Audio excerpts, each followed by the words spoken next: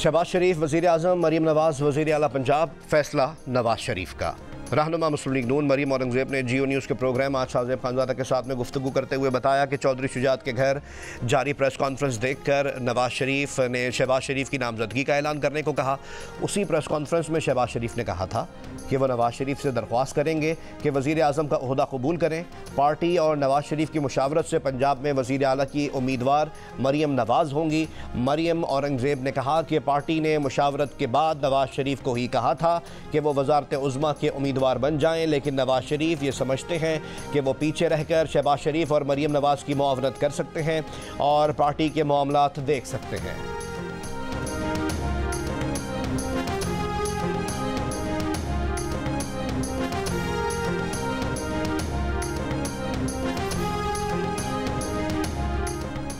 मुस्लिम league की जानिब से नामजद वज़ीर आज़म शहबाज शरीफ ने तमाम सियासी जमातों को चार्टर ऑफ इकॉनमी की दावत दे दी।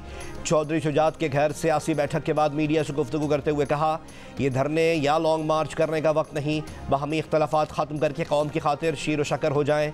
बोले, पीपल्स पार्टी ने नून लीग को वोट देने का फैसला किया है, इस पर उनके शुक्रगुजार हैं।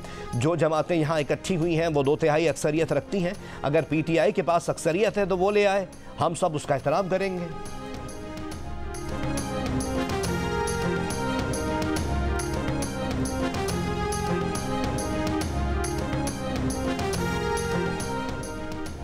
साबिक सदर आसिफ अली जरदारी ने कहा कि मिलकर हुकूमत बनाएंगे, पाकिस्तान को मुश्किलात से निकालेंगे, चाहते हैं मसालियत के अमल में PTI को भी शामिल करें।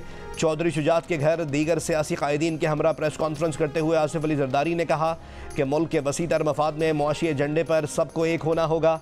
इलेक्शन में मुखालफत होती है लेकिन अब मिलकर आगे चलना होगा। उम्मीद है आने वाला वक्त मुल्क को कौम के लिए बेहतर होगा।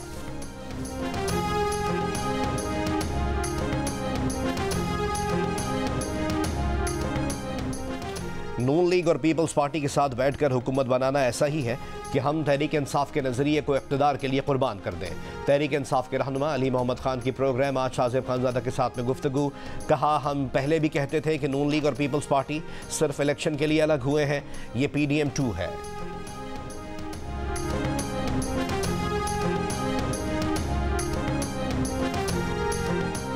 वफाकी काबीना में शमूलियत के लिए हुकूमती इत्तेहाद में शामिल जमातों की कमेटियां फैसला करेंगी। पहले मरहले में पीपल्स पार्टी वफाकी काबीना का हिस्सा नहीं बनेगी। पीपल्स पार्टी की क़यादत का मौक़िफ़ है कि दूसरे मरहले में पीपल्स पार्टी काबीना का हिस्सा बन सकती है। चौधरी शुजात की रिहाइशगाह पर सियासी कायदीन की मुलाकात की अंदरूनी कहानी सामने आ गई।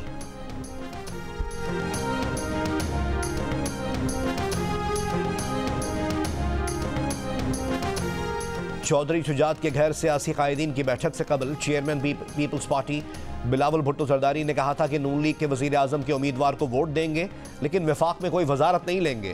तहरीक इंसाफ ने मुज़ाकरात से इनकार किया। PTI के साथ हुकूमत बनाने का इम्कान ख़त्म हो गया। प्रेस कॉन्फ्रेंस में बिलावल भुट्टो जरदारी की आसिफ अली जरदारी को एक बार फिर सदर पाकिस्तान के ओहदे पर देखने की भी ख्वाहिश। कहा कि Peoples Party chairman senate, speaker कौमी असम्बली, सदर और चारों सूबाई गवर्नर्स के ओहदों के लिए अपने उम्मीदवार खड़े करेगी।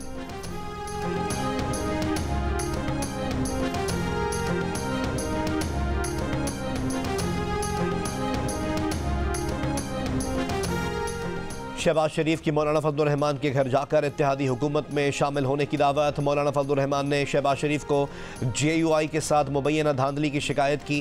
कहा, इनका मैंडेट चोरी हुआ। जमात की अक्सरियत की राय है कि JUI अपोजिशन में बैठे हुकूमत में शमूलियत की दरख्वास्त को आज मजलिस आमला इजलास में रख कर तय करेंगे। शहबाज शरीफ बोले, हम आपसे हमेशा रहनुमाई लेते हैं, इस वक्त मुल्क कौम को आपकी फिर ज़रूरत है। चेयरमैन सेनेट सादिक संजरानी की भी मौलाना फजलुर रहमान की रिहाइशगाह आमद। सियासी सूरत हाल और हुकूमत साजी पर बातचीत।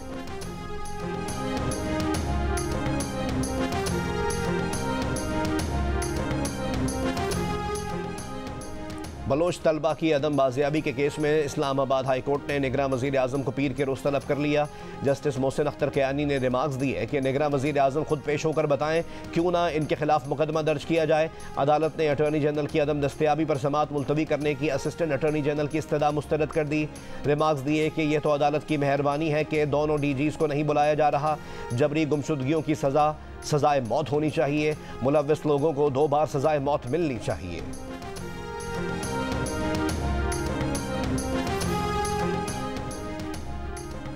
इस्लामाबाद हाई कोर्ट ने FIA को अलीमा खान को हिरासत करने से रोक दिया। अलीमा खान को जारी FIA साइबर क्राइम और इंसदाद दहशतगर्दी विंग के नोटिस के खिलाफ केस में कहा FIA में शिकायत या इंक्वायरी है तो इसकी रिपोर्ट अलीमा खान को आज ही फराहम की जाए। FIA अलीमा खान के खिलाफ कोई तादीबी कार्रवाई भी ना करे। रहनुमा PTI बैरिस्टर गौहर के बयान पर रद्द-ए-अमल। नून लीग की तर्जुमान मरीम औरंगजेब ने कहा कि आपने पंजाब, सिंध, बलूचिस्तान, खैबर पख्तूनख्वा और कौमी असम्बली की 1055 में से 2000 सीटें जीती हैं। आपकी इत्तला के लिए ये असम्बलियों की सीटें हैं, बस की नहीं। मरीम औरंगजेब का कहना था कि पीपल्स पार्टी की जानिब से नून लीग को हुकूमत बनाने में सपोर्ट करना खुशाइन है। पीपल्स पार्टी इस मामले पर नून लीग को बाज़ाब्ता तौर पर बताएगी। लीगी रहनुमा अपनी मुशावरत करके बाज़ाब्ता ऐलान करेंगे। इसराइली फ़ौज के रफ़ा में फ़िज़ाई हमले, खान यूनुस में ड्रोन हमला। पिछले 24 घंटों में सहाफ़ी और आलम दीन समेत 130 से ज़्यादा फ़लस्तीनी शहीद। रफ़ा में इसराइली ऑपरेशन रुकवाने के लिए जनूबी अफ्रीका ने आलमी अदालत इंसाफ में हंगामी दरख्वास्त दायर कर दी। जरगमालियों की रिहाई के लिए मुआहदे की कोशिशें। कतर में ईरानी वज़ीर ख़ारजा की हमास रहनुमा इस्माइल हनिया से मुलाकात। अमरीकी सेनेट ने इसराइल के लिए $14 अरब की इमदाद की मंजूरी दे दी।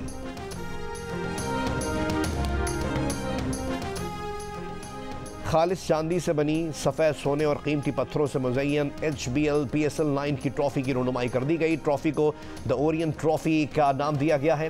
पोलो ग्राउंड में मुनक़िदा मुनफरिद तकरीब में शरीक चेयरमैन PCB मोहसिन नकवी ने कहा कि तैयारी अच्छी है, इवेंट अच्छा होगा। तकरीब में शरीक तमाम टीम्स के कप्तान शाहीन आफरीदी, बाबर आजम, सरफराज अहमद, मोहम्मद रिजवान, शान मसूद और शादाब खान ने ट्रॉफ़ी जीतने के आज़म का इज़हार किया।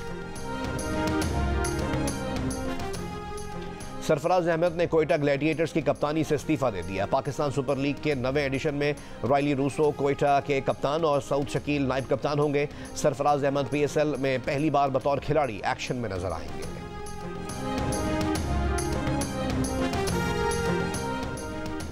इलेक्शन ट्रांसमिशन में जियो न्यूज़ का एक और एजाज। करोड़ों अफराद ने मुख्तलिफ सोशल मीडिया प्लेटफॉर्म्स पर नताइज और इंतखाबात से मुतालिक जुड़ी खबरों के लिए जियो न्यूज़ का रुख किया। 3 दिन में यूट्यूब व्यूज़ की तादाद 12 करोड़ रही। 3 दिन में सोशल मीडिया व्यूज़ की तादाद 237 मिलियन रही। जियो न्यूज़ का 2002 से अब तक हर इलेक्शन की तरह इस बार भी सबसे पहला नतीजा सबसे पहले आवाम तक पहुँचाने का एजाज बरकरार।